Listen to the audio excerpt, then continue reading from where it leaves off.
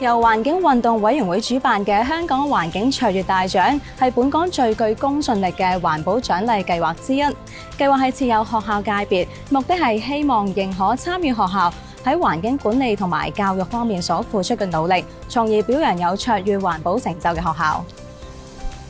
今日我哋嚟到小學組嘅金獎學校，了解下佢哋建立綠色校園嘅秘訣。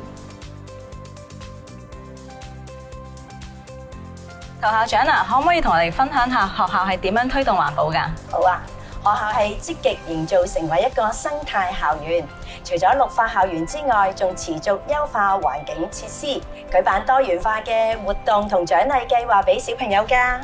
為老師、學生